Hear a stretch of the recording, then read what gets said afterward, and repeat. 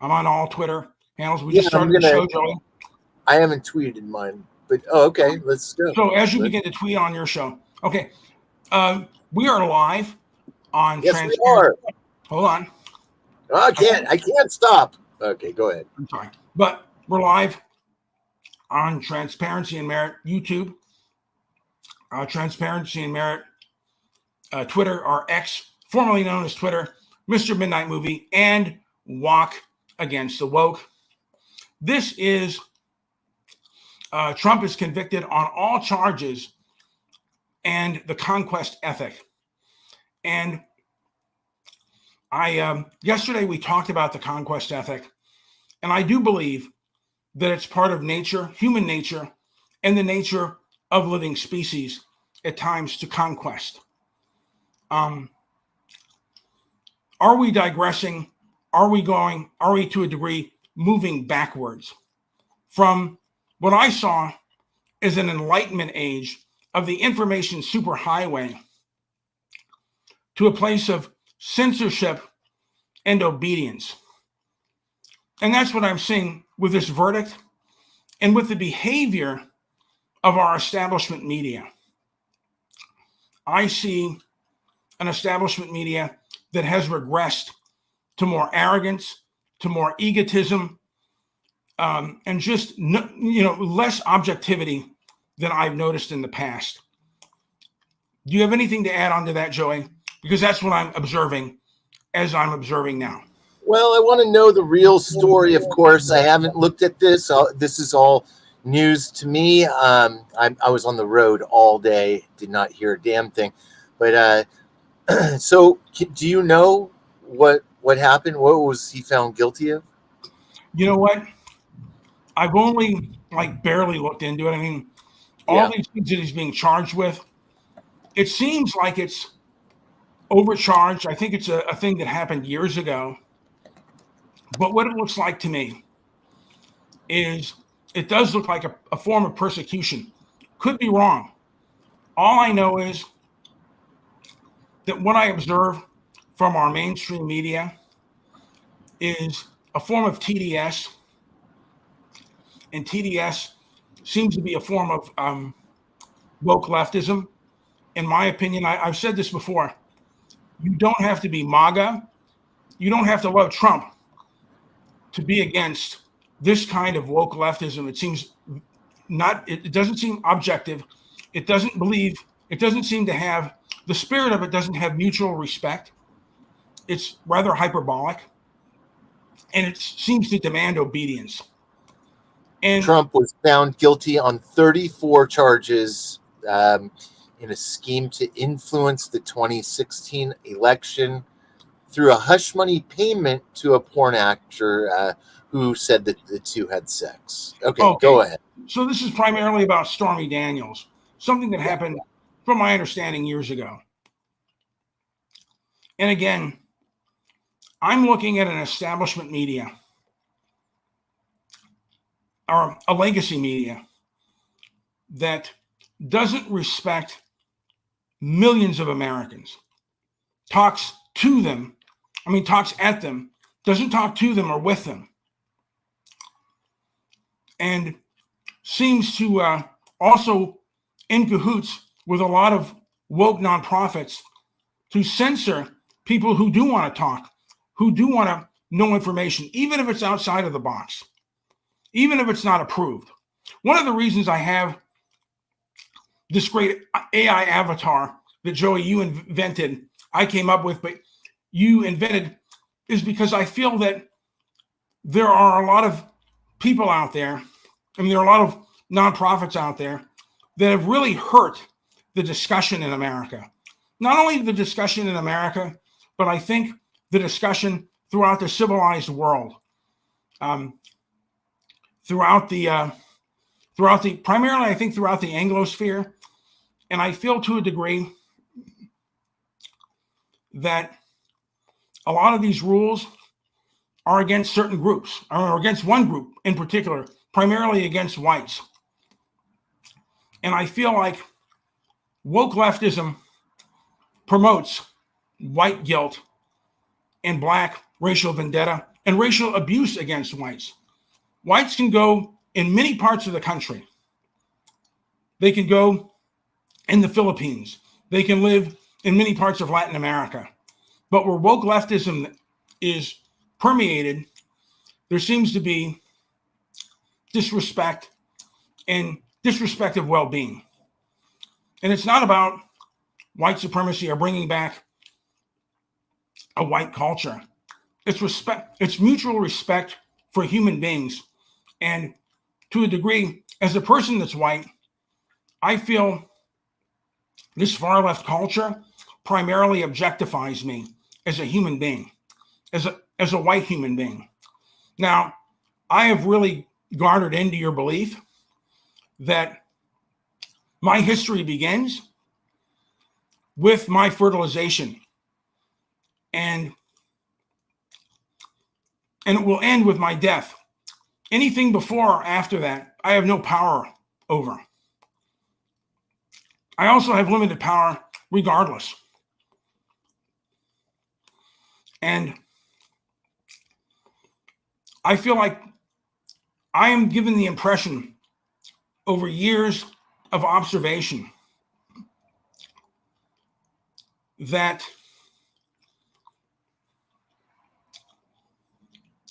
my life to a degree is being run by anger. Like a lot of the culture seems to be controlled.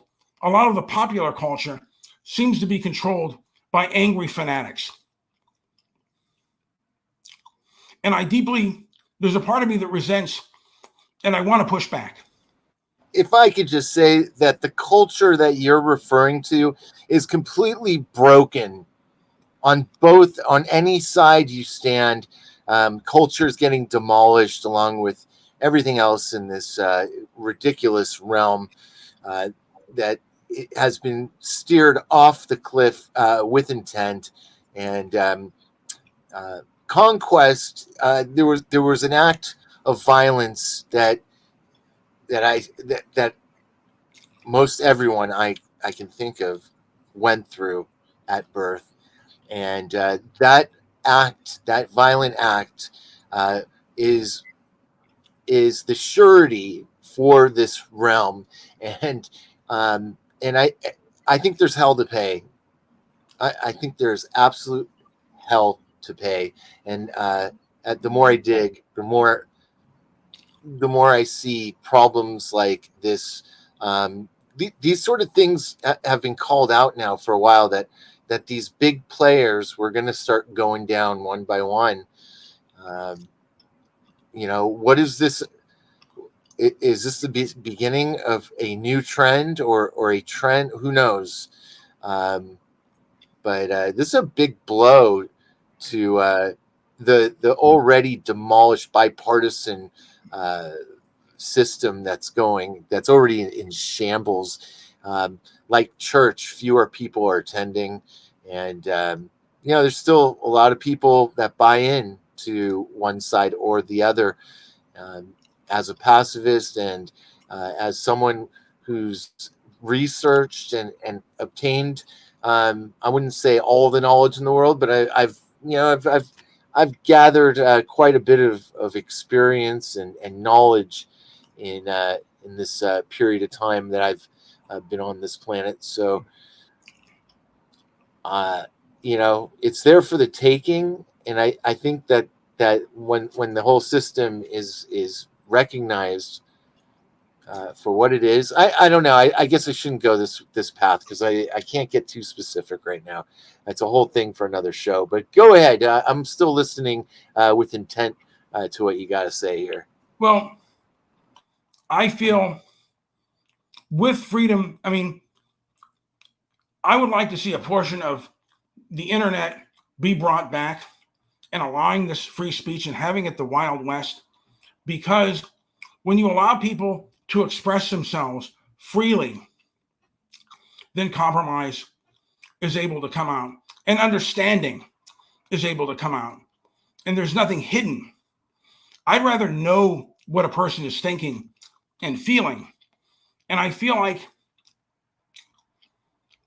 2020 for me showed a lot of fakeness and frauds out there who were, again, hyperbolic, egocentric, cluster B behavior. Maybe they didn't have the personality disorder, but they behaved in that way. Now, I didn't come by this. There's another person who pointed this out and showed this type of behavior. And these people shut down resistance often. And the way other people are resisting, I was on a show called Chaotic Truth.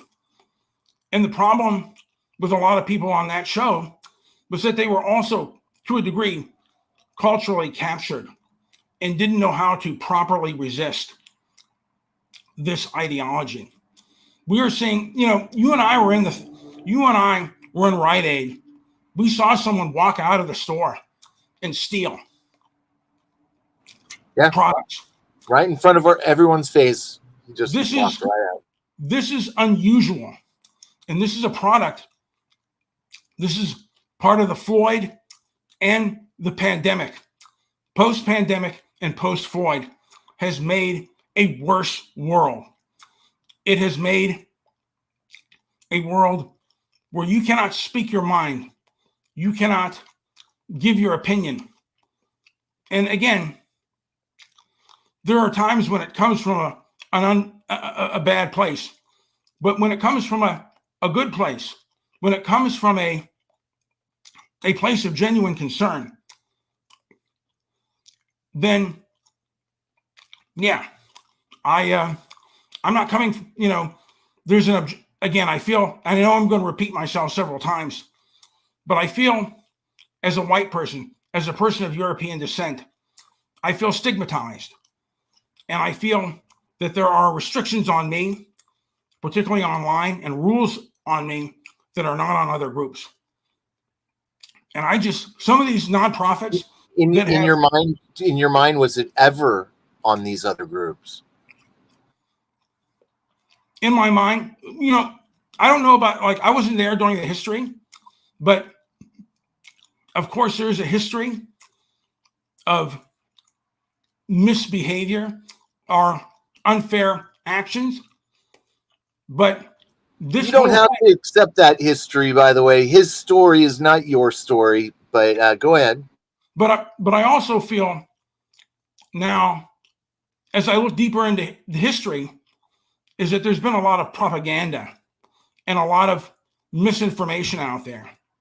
And again, anytime you try to bring it up, you are basically labeled as a conspiracy theorist, as this or that. And that is primarily coming from the left. The left gets away with things that the right can never get away with. And they're allowed to bring out their conspiracy theories. They're allowed to be hyperbolic. We have to be perfect.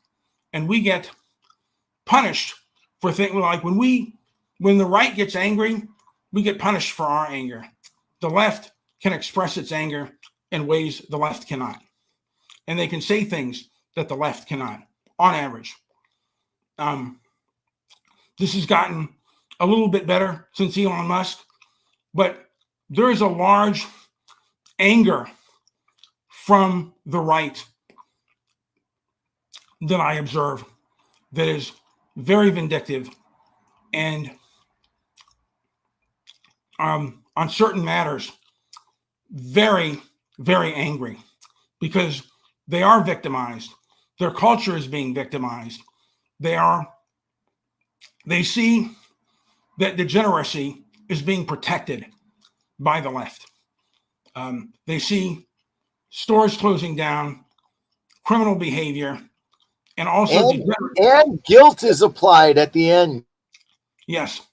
Any type of correction or any type of speaking about certain things is met with scorn. And not only that, anytime there's an interaction, particularly if it is an interaction between a black and a white person, a lot of times the white can be stigmatized and even can be punished by society. I don't think the reverse is true. And there have been incidences of that. that I witnessed, that I've read about and witnessed. And there are people that have tried to stigmatize me when all I've asked is questions. All I've asked is, let me see how the pudding is made. Maybe I'm too ignorant. Maybe I've gone about it the wrong way. But I still see things as unfair, and I see things as reckless. And again, if my voice, if my questions are not welcome, then my currency isn't welcome either. That's why I have Bud Light, the ADL. I would also probably have Bud Light, the SPLC, because I want to see how the pudding is made. Where do they come up that white supremacy is the biggest threat? I like to see that. I like to see the numbers. I like to see how they came out with that detail. Maybe I'm ignorant. I like to see other people observe this too. I think what happened in the UK regarding English girls and Muslim grooming gangs, I think the anti-racist left exacerbated that and inflicted a lot of pain and abuse on English girls. Could be wrong, but that's what I'm observing when I look and I examine the facts. And that to me is unacceptable.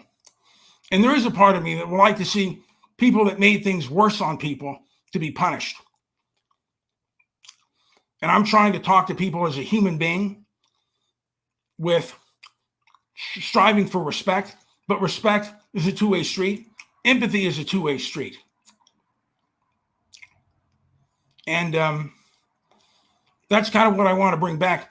Joey, what do you think do you believe in the word nobility? Do you think nobility is a thing? Oh, yeah. Oh, yeah. Nobility does exist. And I feel to a degree that America used to strive for nobility. It doesn't feel that way anymore. It feels like it strives for punishment. It feels like it's being run by juvenile people who enjoy punishing certain groups. And they seem to have a sadistic pride in what they're doing. And they seem to upplay certain things and downplay others. And I kind of reject that. And it's, again, I see a lack of respect from a lot of our establishment institutions, from a lot of our social media institutions that I don't feel have our back, that respect me as a human being, that see me as a human being and don't objectify me as a human being. So maybe what you're asking me is, do I feel like there's nobility in our leadership? I've seen none. I don't. It's been a while. It's been a while since I've said, "Wow, what a noble effort," when referring to a politician of any kind. Yeah, and I don't see nobility or caring within a lot of our establishment leadership. Again, I see a lot of talking at one another, not to each other. And when is it going to be time when we can be brutally honest and say harsh truth without people getting emotional and upset? There's your rights and there's my rights. And what we believe is right and wrong we may not agree, but can we agree to disagree? And can we, if we can't agree, just part ways? I want to see criminals who rob stores habitually put in jail and not brought out. I want to be able to walk the street without fear. And for the most part, I don't. People are pretty polite. But when I see criminals on public transportation beat up people or hurt people, I think there are more people that need to be put in jail. And there are people with perhaps personality disorders, mental illness, anger issues that need to be isolated from society. They need to be sequestered because they are damaging to the rest of society. And I don't feel that we're doing that. And I feel in a lot of ways, we champion degenerate behavior. We champion criminal behavior. Anytime you bring it up, you're seen as, you're stigmatized as a racist and the like. When these things weren't done before, when there was nobility. And that's not the case anymore. And having those standards of decency and nobility is seen, I don't know what it's seen as, but the manner in which individuals choose to resist seems to be really vicious. And this happened again in 2020, during Floyd, post Floyd. And now I kind of thank Elon for bringing the internet back to society and having freedom of speech, even though it's harsh. There is a harshness to to Twitter, particularly on racial matters. There is an anger from whites because, again, there's a form of racial vendetta that is against whites. And this is not, again, I believe this is in America and throughout the European diaspora and through the Anglosphere. And when the African diaspora and the European diaspora meet up, there is racial vendetta from the African diaspora and white guilt from the European diaspora. And then other diasporas, the Asian diaspora, sometimes jumps on the bandwagon and has those feelings as well. And my feeling is, if you don't like a certain people, leave them alone. If I don't like someone, I don't try to interact with them. Now, I enjoy all people, but I don't want anyone to do me harm, and I want my well-being and my safety.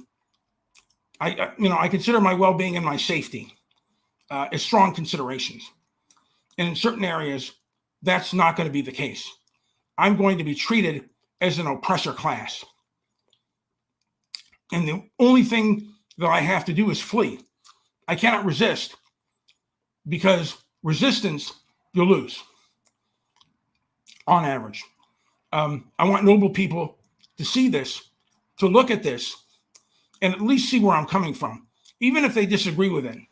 I want noble people, and maybe even people who lack nobility, to comment. I want you to leave a message to let us know you're listening. Just do something, like the show, retweet it, hit like, do what you got to do just to let us know that you're hearing what we're saying, and you either agree or you don't, and you have a point of view you'd like to share. That's fine too.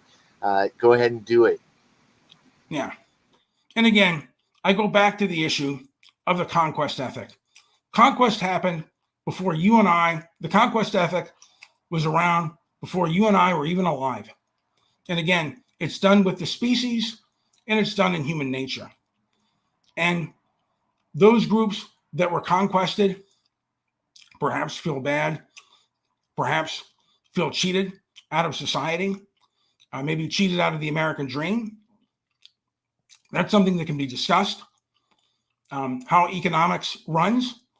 I've begun to believe that wealth is created, poverty is a natural state. Our species evolve in poverty, and nothing that requires the labor of somebody else is a right. Now, people are going to take it because democracy now, a lot of times, is about the conquest ethic. But they should at least understand that there are people that are working that have to, like if the truck drivers, the doctors, and people of skill weren't around, society wouldn't function. And what I'm seeing, and I could be wrong on this, is the people that are stealing seem to be part of the dependency class, and they're disrespecting the working class, the class that goes and works the stores and the fast food restaurants. And, I don't know if there's enough evidence to really say that or not, though. I mean, that I don't know how often that's happening. It sounds like a profiling. I don't know how often that is happening, but on Twitter, you see a lot of instances of groups of people destroying stores, destroying particularly fast food restaurants. You always see fighting, and it's, and you know what? There are times when it's one, whites and people of European descent, but a lot of times it seems like it's one group, overwhelmingly. Not to say that other groups don't do it. And again, I strive for nobility in all groups. You should respect the people that are working, respect construction workers, respect truck drivers, and strive to work as hard, strive to work hard, strive to do good. When you get up in the morning, do your best for your job and be noble to your fellow man and woman, and treat people the way you want to be treated. And hopefully that resonates. I haven't seen that. And like I said, in 2020, I felt there was a stigmatization upon whites with the post-Floyd epidemic. And then there's even a history that is going around where, again, George Floyd was a drug addict. And I don't know how much evidence there is out there, but you see on Twitter that there's a lot of people that believe that he died from a drug overdose. And I say this. But do you really care what people believe? We don't even live in a society where belief is where it's at. If I could use maybe a 70s term, but hasn't knowledge taken the play? We have it at our fingertips. Hasn't knowledge taken over for belief? Because you do throw that into the equation quite a bit. And I think you should be very aware of what do you know versus what is a belief. I want people to be somewhat objective. I want people to know, like,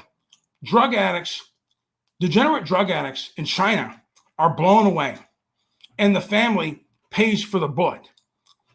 And a society filled with degenerates is not a society that we want to live in. The criminal element is not a society you want to live in. You want to live in a society that is obligated, not one that is dependent, or dependent or mandated. Dependent, mandated. You want to strive to be the most obligated person who meets their obligations, who works hard. I think that is what made America the country that it is. Regardless of its unfairness, we are a society that has built an infrastructure where we have food at the ready.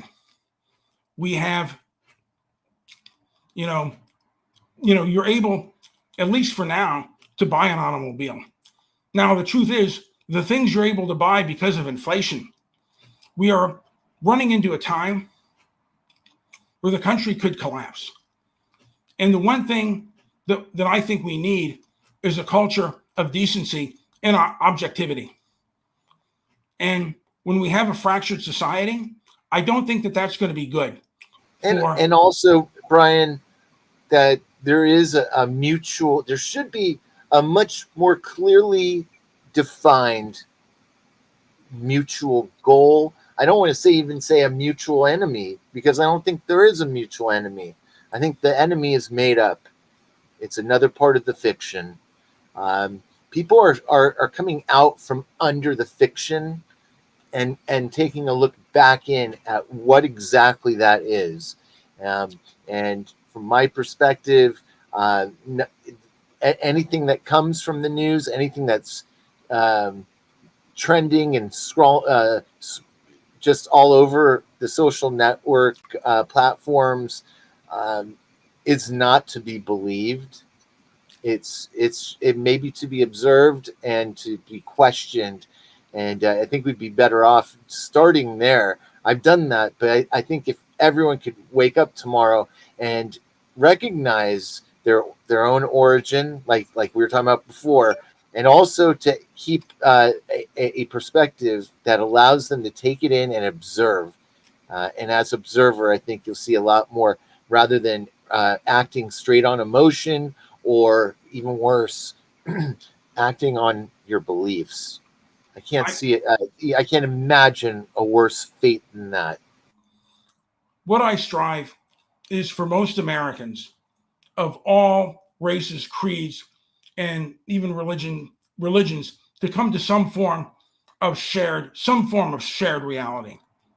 Not total, but some form of reasonable behavior. It seems today, again, that we are protecting the criminal and the degenerate. And since the 1960s, since the end of the 1960s, we seem to champion the degenerate criminal, the misfit, not the normal Well, father. Brian, what about the 15-year-olds who, when left to their own design, are going to just sit there with their damn cell phone about 4 inches from their eyeballs? And they may look young and they may look like they have the future ahead of them. But are you looking at these zombified young people? To me, it's more insane and even more of a crime against whatever. But I think that's where the problems are. But I get what you're saying too. Most of these people are useless Again, on Twitter. that comes to a degree from somewhat of a moral and noble society that strives to get people out of that rut. And I think there's a lot of judgment, both in the conservative realm and the liberal realm. Conservatives oftentimes will judge people and not necessarily allow them to grow.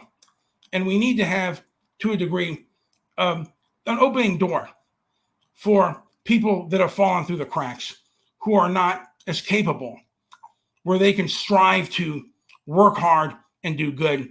And I don't think that there is that kind of community anymore that teaches people to do things and doesn't necessarily give them ridicule. I feel a lot of people who try are often ridiculed, and they're ridiculed in a way that makes them want to shut down. I believe there's a place for males and females, but particularly a place for heterosexual males. They face unique problems in this world and in this country. And one of the things that I always didn't want to do was I didn't want to fail in front of women. I wanted to fail in front of other men because I always wanted to show a different face to myself.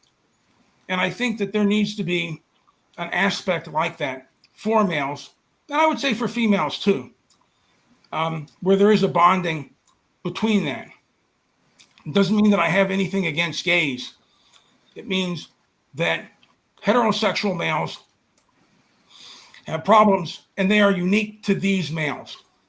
And I would, again, I want to, have them be decent and noble and not, a lot of times they become predatory or perverted.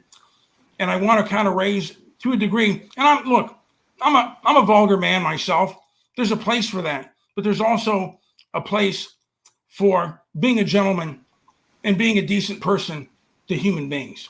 Now, to take it back just a few minutes, you were asking about nobility. I'm wondering if you've ever heard the term noble lie. It's actually a political term. No. And in politics, the noble lie is really just a myth or untruth. And a lot of times it'll take a religious bent, or it's of a religious nature. I think sometimes, And it's propagated by the elite to maintain social harmony. So there are such thing as noble lies. I think there are times when,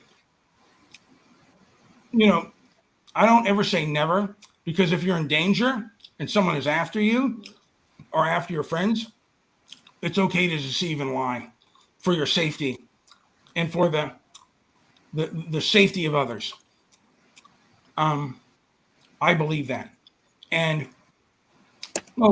Chaotic is here. I wanted to mention that I was on Chaotic's show, and he said this was going to be the last political show. I disagree with him on that. I hope he does more political shows, but perhaps with more, maybe highlights people who are less fanatical on the right and a little bit more compromising, because in my opinion, there is a culture war in this country, and America is losing its nobility. And I want to have a noble culture. I want to a degree, go back to the 1960s and go back to the crooners of the 1960s, Frank Sinatra, Nat King Cole, and that kind of music. I don't want to have Marilyn Manson, who, in my opinion, engages in vulgarity and violence. I want music about love and films about love and nobility. I want to bring those things back again. I want to bring perhaps a positive light to the world. Yeah, Frank and Nat were real men. They were noble men. They were classy men. They didn't have to sing about vulgarity. And I wanted to say this about Frank Sinatra.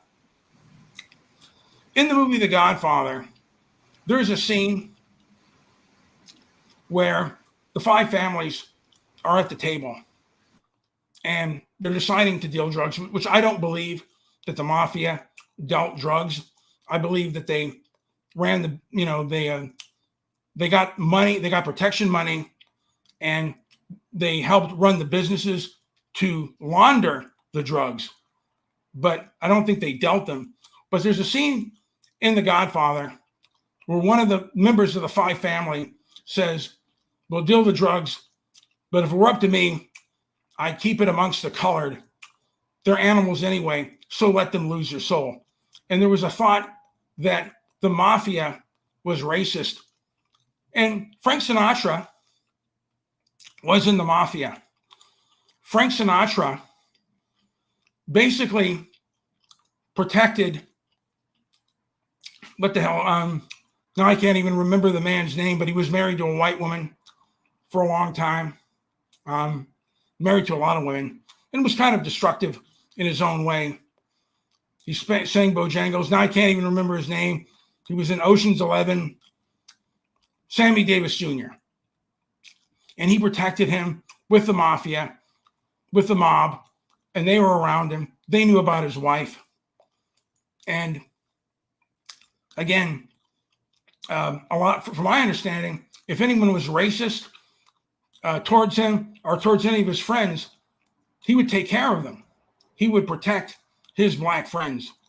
And in a lot of ways, he had experienced some of the mistreatment being an Italian American that blacks had experienced back in the day.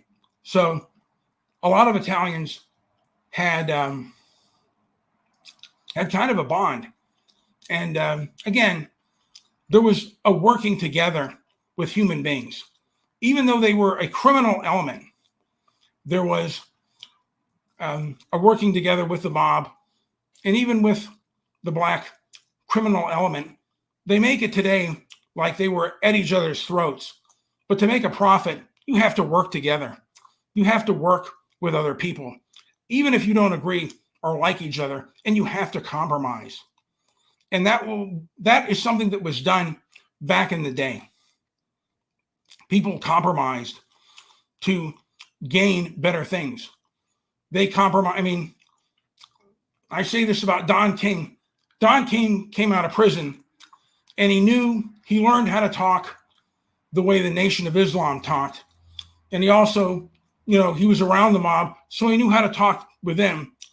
And he worked together with them to build a boxing empire. And some would say that he helped keep boxing alive. Whether you say he cheated his boxers, which he probably did, but all managers, to a degree, do skimming and get greedy and are aggressive. You don't go into that field and not act aggressive and not, take what you believe is yours. And that's, to a degree, part of the conquest ethic. And I, for one, would much prefer to see a Don King than a Reverend Al Sharpton. Don King is bringing me a fight. Maybe he's hyping it up. I remember when he hyped up Larry Holmes and what the hell is his name? The white guy. He got knocked out in the 13th round. Oh boy, what's his name? He was Irish. He didn't look exactly Irish, but now I can't even remember his name. But he was a white guy, big corn-fed white boy. And I remember the judges on the scorecard. I got to remember this guy's name, man. I almost want to look up Larry Holmes. Cooney was his last name. What was his first name? Was it George Cooney? God. Jerry Cooney. Jerry Cooney. How could I forget? Oh my God! What a yes, and epic fight, days fighting. Yeah. And I'm going to be honest with you. That fight was one of the most boring fights. And from my understanding, they wanted to rig that fight so Cooney would win, so they could get a rematch. Now, I remember Chris Rock was saying, did, right? They did a second fight. They did not do a second fight. He was knocked out in the 13th round. But there was a plan, from my perspective, to have that fight. If he went the distance, Larry Holmes was going to lose, and Don King was going to have a big speech like, "This is in America. This is this. This is that." And then, so the rematch, even more people would go and see it. And that's the thing about the fight game. When I was younger, my father was friends with a guy named Bob Saki. He looked like Humphrey Bogart, but he was in the fight game. He wrote I think the book was Saturday Night Heroes, about boxers of the 50s. And I don't know if it was him or one of the people around him. They talked about Muhammad Ali. And there was a whole incident of the Phantom Punch where Sonny Liston supposedly took a dive. From my understanding, there's a myth out there about that Phantom Punch that the boxing world, because once Muhammad Ali won that fight, people were talking about it, and he sold tickets. He got eyeballs on the screen. And the belief was they wanted Sonny Liston to lose. So Muhammad Ali was a great villain. They didn't, un-American, change his name to a Muslim name. But a villain, people watch a villain. People like a villain. That's one of the reasons why a lot of people like Alex Jones, because to a degree, he's bombastic and people like him. And people, anytime you tell someone that they can't see something, they can't watch something, you make it even more valuable. And that's why a lot of the people who say that the internet, the dark web, or this or that, I just want to ask these people a question. And if they don't want me to answer, if they won't answer me and don't feel I'm willing to talk, my opinion is I would like to boycott them, boycott their corporate sponsors, go against them. Because for me, the biggest issue for me is I want to return the internet to the information superhighway. Now, I'm going to send an invite. I don't know if he can take it or not on this processor, but I'm going to send an invite to Chaotic, see if he wants to talk. Because I have an interesting perspective on what's going on, and I'd like to get his kind of take on this. Absolutely. It would be amazing if we could pull this off. Can we get him? Come on in. Because my opinion is that his show has fanatics on the right. And again, they're not as bad as leftists. The leftists are very punitive, and they go after your job, and they go after you as a human being. They have done it. They have threatened us before, and they will probably try again. And the first time, Joe, that we were threatened was during Occupy Wall Street. We went to the Los Angeles place where that was going on, and someone came to us with hand wraps as a boxer, and I felt threatened by what he was doing. And this is something that the left, in my opinion, does. They do threaten often. They are, again, culturally captured, and they believe in the right to threaten and harm. And again, I get the impression that they want obedience.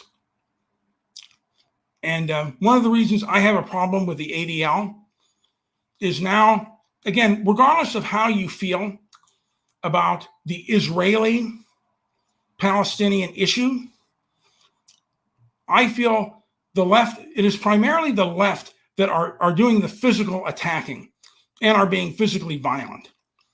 And for years, when they were hurting Trump supporters and beating them up, the ADL primarily took the side of the Antifa groups and the far left activists that were doing physical harm. And now that they're doing physical harm to a group that sides with them, they're now kind of, I guess, I don't want to say conservatives, but against this action. But in my opinion, it's kind of Johnny Greenblatt, Johnny come lately. And I've grown kind of a chip on my shoulder with regards to this behavior, to this action. And that's one of the reasons why, to a degree, I want to Bud Light them. I want to go after their corporate sponsors, because I think they have been detrimental not only to our internet culture, but to our culture in general. And I think they're kind of an albatross to nobility, to goodness, and they're even an albatross to Zionism, because they only see fanaticism on one side. Only when it attacks them do they see that form of fanaticism. And I'm against any form of fanaticism, and I'm against any form of active violence. That, the only time violence is necessary is for self-defense. And again, I kind of want to preach to the right, because the right has kind of a John Wayne, Rambo attitude with regards to violence, and it's not intelligent. It's not smart. And the one thing that I learned, sorry about my lip smacking, I took my gum out, but the one thing I learned from self-defense is anger doesn't necessarily win a fight. Anger can inform you, just like fear can inform you. You have to be aware. In a lot of ways, fear is often more productive than anger, because anger can get you into trouble in more ways than one.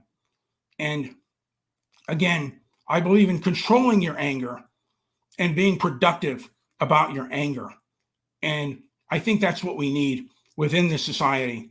We need production with our anger. We need a way to express it in a productive way. And I'm not seeing that. And it's hard because sometimes I get angry and I don't do that. Joey, I've been filibustering. Do you have anything to add?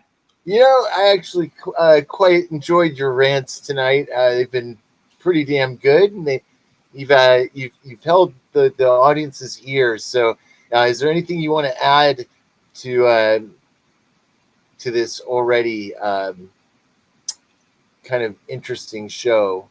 Trump convicted on all charges and the conquest ethic. Have you done your part in explaining this? I think you have. Well, again, I mentioned that the conquest ethic is part of nature. It is part of not only human nature, but part of the species. Animals conquest. Of course, this is going to prompt me to really go and do some work on this. I have to come back with some more insight on this. It's an interesting idea, though. Is conquest truly a part of nature? Well, it's something to continue to ask. I believe that. I believe that, and sometimes we have to conquest things within ourselves. If we have an alcohol problem, if we have a drug problem, if we have an anger problem, like right now, I'm very angry at the left. I feel that they've been very unfair. And, some of them, even my family, certain family members have acted in ways that I find extremely objectionable. And oh yeah. I think by now there's been enough division in all of these events that have occurred, not just in the last few years, but if you take the last 20 years, it's just been one wild roller coaster of division. And I think I have a lot of theories about this. Again, maybe another show's worth, but I think that division that has been a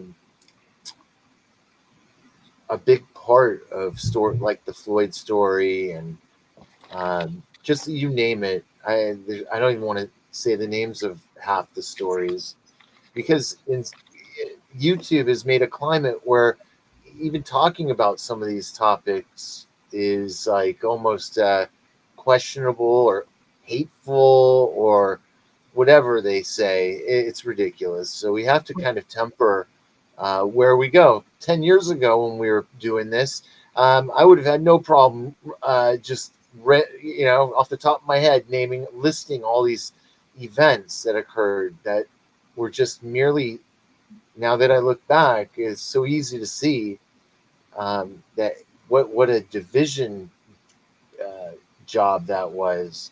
Who's responsible for all this? Is this a Tavistock event or is this? I mean, it's just ridiculous.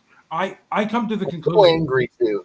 I come to the conclusion that it is primarily people who have taken control of the establishment that are culturally captured, and we have a society that doesn't want to even have a conversation. And right now, again, we're not talking to each other. And I primarily want to talk to to liberals, classical liberals. I don't want to talk to leftists. I don't want to talk to people with TDS. If you don't agree with Trump or even like a lot of what Trump does, that's fine. But if you have TDS or if you're a leftist, I don't want to converse with you because, again, you're going to do things that are hyperbolic and egocentric, and you're going to act, in my opinion, in a cluster B fashion. And you're going to champion people who act in toxic manners. And again, in my opinion, this is the responsibility of our establishment that has done this behavior, that has acted in this way. And it happened earlier again, I'm old enough to remember the Tawana Brawley case with Al Sharpton and the lies and the deceit that happened. And I feel that the same thing is happening today, the lies and the deceit, but this is covered by the establishment. And we're not allowed to question, or if we have other facts, we have to bury them. And again, we're all adults here. We can Well, it's like we have to present our material and not veer off into the details where the devil exists. We know this, but if you do, you get taken down. Yeah. And again, people have treated certain things like a faith or a religion. We are not. And again, there are I guess what you call the Christian nationalists who believe America has a foundational Christian message. And if you believe that, that's fine. I am able to talk to them than I am to talk to an anti-racist woke leftist. They will not converse with you, and they, in my opinion, most of them, they demand oftentimes obedience, and that's a problem that I have, and that's a problem within the establishment, and it's hurt our culture. It's made our culture, most conservatives are afraid. I want to talk to them not to be afraid, but also to be intelligent, because they're either afraid or they're angry. And there has to be a happy medium, and they have to control both their fear and their anger if they're going to succeed. Because again, anger and fanaticism will get you nowhere. And what I noticed on Chaotic is there are a lot of people who have fanatical conservative beliefs, and they don't want to compromise with the other side to battle this ideology. Oh, that's huge. That's huge that you see it. It's huge that you're saying it. That has battled this ideology that is culturally capturing the rest of society, the rest of our nation. That's the point of view. That's a point of view you won't get from the grifters. I'll just say. Well, regardless of that, again, and not only our nation, but the civilized world has seemed to be under this kind of cultural capture, and the people in charge of the establishment seem to be are in this cultural capture, are in this society, have taken control of our society and our cultural norms.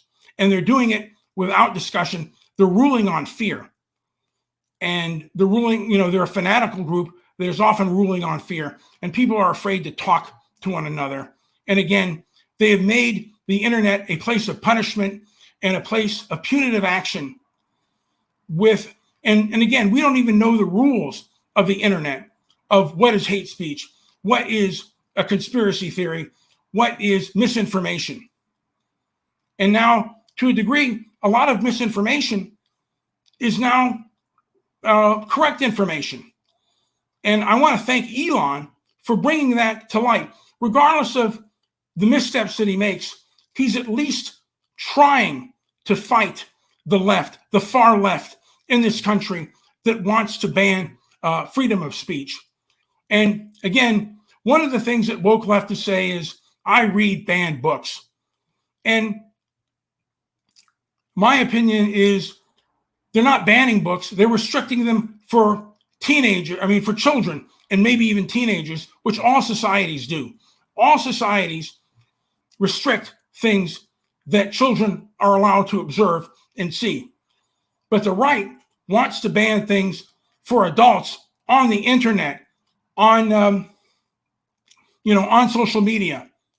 And they don't even, and these rules are very arbitrary, and they treat us like trash. They don't respect us as human beings to even speak or talk to. And again, I think the best way to deal with them is to strategic boycotts. That's what I want to start. I want to start saying, I don't even have to go out and protest.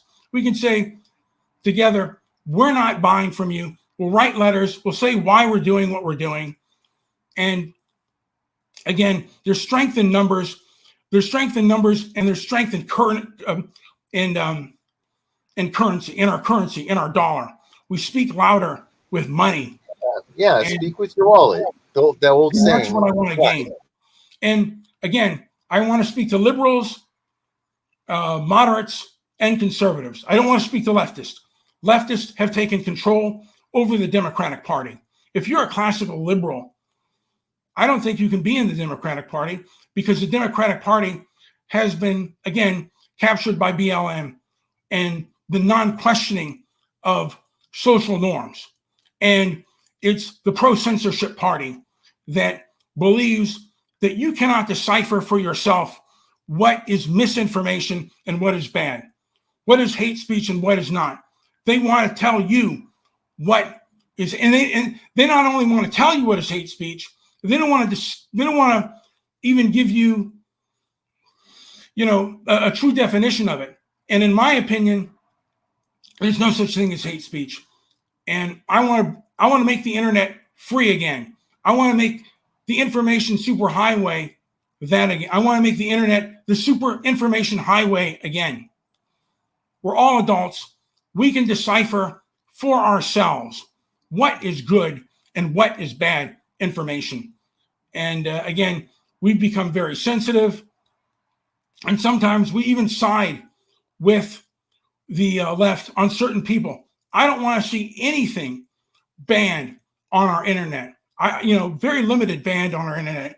And again, we can see hardcore pornography for free on our internet that can warp the mind, and it's probably not good for you. But hearing speech that people say is detrimental or hurtful to a group, or they say is misinformation about medicine that you're taking, or psychological thing, or how you deal with things on maybe a psychological view, or you have a different view on how to deal with something, or different forms of customs that you have, and you want to reason with them, you can't do it. It's forbidden by our society. And my opinion is, who decided for them to make these rules? Who decided for them that there are discussions that we can't have on what I believe is the court of public opinion? Who decided, who gave them the decision-making process to do this?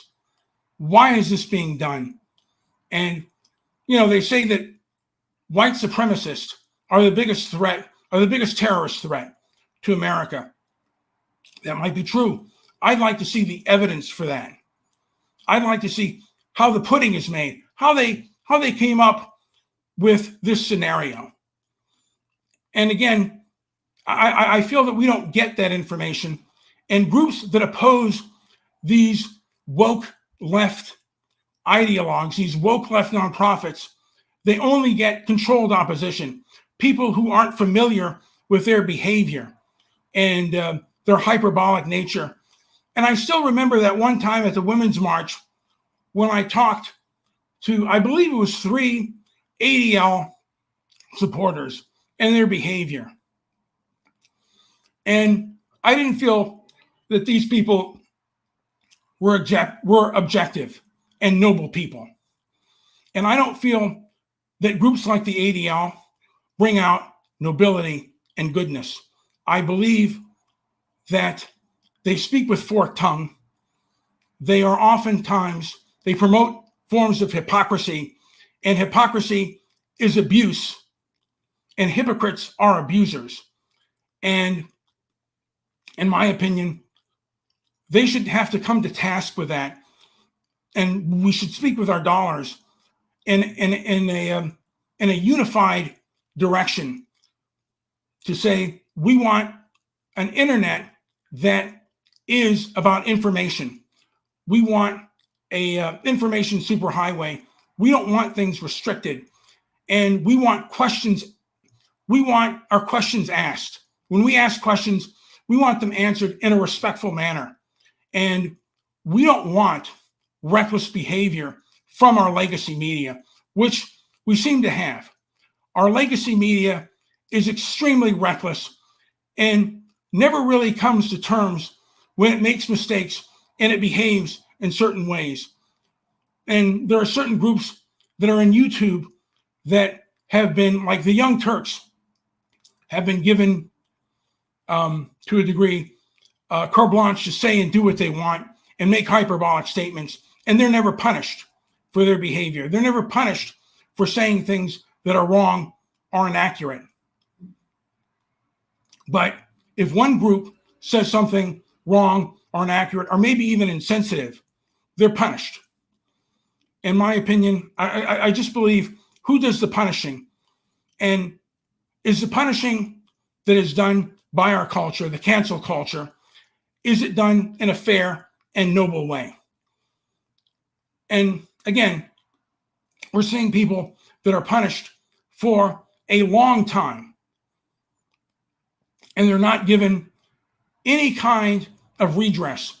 They're not given a chance to present their opinion on this court of public opinion, on this internet, in this light, in this place where information should be free flowing, how things are done, what is just, what is moral, what is fair, what is manly, what is noble, what is good. All of these questions should be on the table. And what is degeneracy? What makes a lawful and livable society? And those things are not done today because one group controls the narrative. They control the whole banana. And I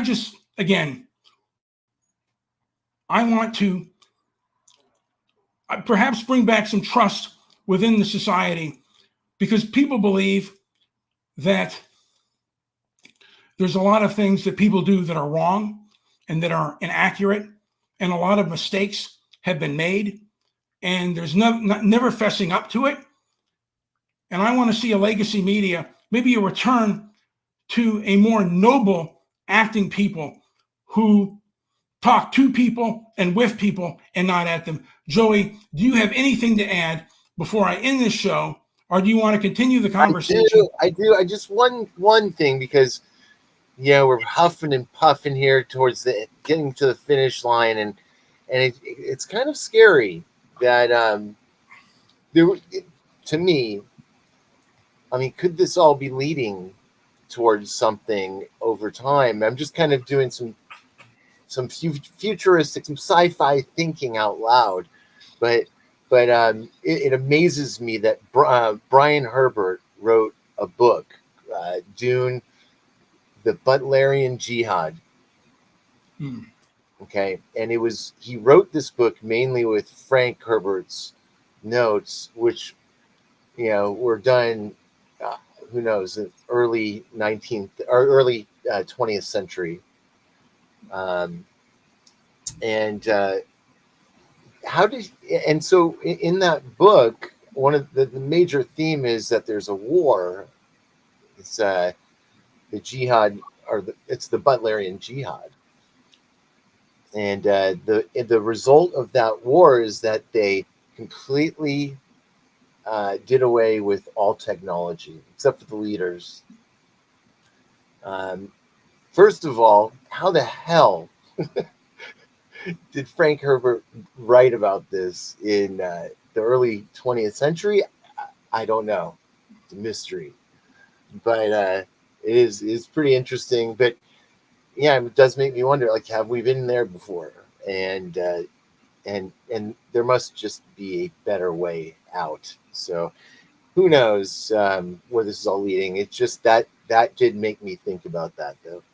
Like, I just kind of put everything you were talking about together. Well, Joey, we are in a unique time in our history.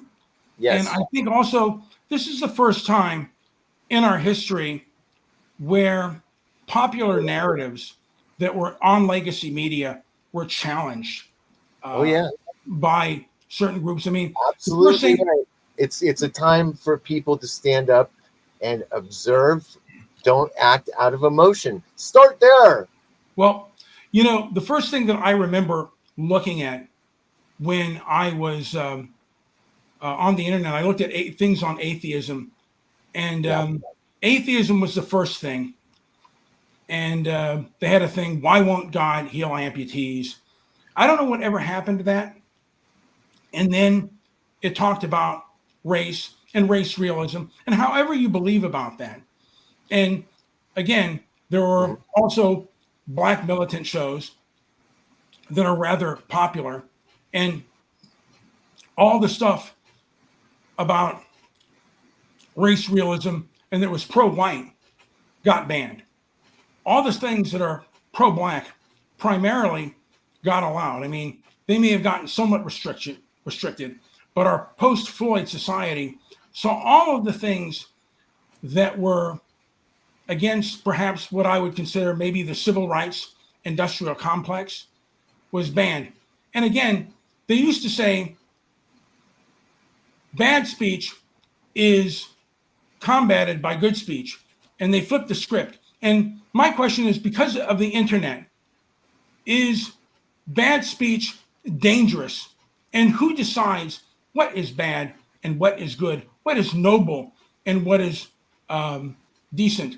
And as of now, again, our cities have turned into really degenerate hellholes to a degree. There are aspects of society that are unlivable because of the people that live in them. And we're having a dependency class that is not noble or good. And some of them don't know how to rise up out of the situation and they need love. But we need to be tough on the criminal element. We need to be tough on the toxic element so we can get to a society that is noble. I always said, walk against the woke, make America stoic again, make America objective again, being able to talk to one another. Again, we don't have to agree. But my point is there are some things that we need a shared reality, a shared thought, um, where we agree on certain things of conduct, of behavior, and we don't have that. And again, we don't even have necessarily a shared history where we see history in the same way. Now, that doesn't mean that the history before was always correct. It wasn't. But that doesn't mean that the history that is replacing it is correct as well. People often have their own propaganda and their own spin on things. And they tell things from their perspective, from their narrative, from their ego perspective that makes them look good. And a lot of times they don't recognize it, they don't see it. And a lot of times, if it's only when they're filmed and they see themselves and they see their behavior. I think if people saw the protests and the riots and they observed the behavior, the way in which they were acting, and the worst ways that they were acting and behaving, I think that they would come off with a different perspective on the behavior. And we need to push that, I think, because that was extremely destructive. This form of woke leftism, which I define as of now, it used to be defined as being aware of injustice. And from my understanding, it comes from the Black vernacular. But words can change and situations can change. And now it is authoritarianism disguised as virtue. These people are not virtuous. These people are not noble. They're often very vengeful and very sanctimonious. And they believe that they have a right to judge, and they believe they have the right to punish indefinitely. And again, to move on, there must be forgiveness, there must be understanding. And that's not the case with the left. and with the woke left, they are very authoritarian and they want obedience. They do not want discussion. They do not want talk. And that's Brian, to make things absolutely, even just to put an exclamation mark on that, the left, and I think the right to to a lesser extent, but the left really has a warped sense of what the civil rights, the whole civil rights movement was all about. Okay, and I think that it was cleverly, or it was worded in a way that people were left to feel that it was about them because of the color of their skin, but it just wasn't so.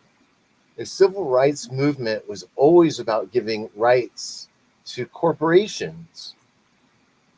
They're the person named. They're the ones. So I think if that becomes a mass awareness, it could be have a very big changing effect. And again, there needs to be open and honest discussion about the history, about the past, and to a degree, in an objective sense, with an open mind and an open thought to the way things were, to the way things are. And again, if we cannot have those conversations, then what's the point? If we can't have open and honest discussion, if you don't want to have open and honest discussions, then okay, you don't have to. I'm not going to force myself and my beliefs upon you. I'm going to actually, come on, Joey. I'm going to actually, I'm going to actually promote this video on Twitter and on mine. Again, I want an open and honest discussion. Joey, please, come on, man. Jeez. I thought you were done. No, I'm not done. I'm still on my rant. I'm still on my high horse. And again, what I want is I want to talk to conservatives how we resist this woke left. Again, for me, and I know that there are a lot of religious people that aren't down with that, but I believe gays, straight people, gays, all types of people can be against the woke left. And again, you don't necessarily have to be MAGA or love Trump to be against and know that the left is toxic. The far left, the woke left, is extremely toxic and extremely detrimental to the well-being of other human beings. It's a really destructive belief. And again, the people I've talked to, the kinds of behaviors that have gone on that I saw in 2020 and that continue in 2024, and the lack of recognition of the behavior of the left. Again, what I observed in Portland, the months of rioting and the behavior and the very violent and sadistic behavior of the left seems to be not really played out. And again, I say the ADL was downplayed it, and the people fighting it, the Proud Boys, again, they had destructive members, but they were the one group that was fighting when they were attacked. That's what I observed. Could be completely wrong. And again, they had probably, and what I observed with certain Trump supporters is there were toxic members there as well, racist members there as well. But there were racist and fanatical members of the left, and they were they seemed to engage far more in violence and were far more likely to be the ones that first engage in violence. And then they engage in economic destruction of anybody that goes against them, anybody that talks out about their behavior, and exposes them, is subject to violence and subject to economic harm. And my point is, I want to resist this type of thinking. I want to resist this type of ideology. And I want an internet that is part of the super information highway. I want to be able to decipher information on my own. I can decide whether my friend Joey, whom I love, is saying things that I agree with or I disagree with. He should be able to post anything he wants on any information. And the same thing goes for Chaotic Truth or Stefan Molyneux or even Tariq Nasheed. Post whatever you want. Believe whatever you want. Even if it's hurtful to other people. And you don't have to listen to it. You don't have to partake in it. And I don't think it is dangerous for society to have information that goes against certain norms. I just don't believe that. And again, I believe that most people believe in nobility and goodness. And there's been a lot of perversion of character and a lot of hyperbolic talk about certain things. And I think we need to get to a point where we are able to kind of come together as human beings to discuss certain aspects and what is appropriate and what is inappropriate, and who decides that. And I just want to I would be grateful to be part of the process just to see how the pudding is made, how the restrictions are made, who makes these decisions, who decides what is good or bad information. I've been repeating myself, but I'm kind of on a rant. I really believe that we can get to a place where we build a noble society, but that's only done through a free and open internet can either make a society or it can make it worse. Restrictions and hypocrisy makes people angry.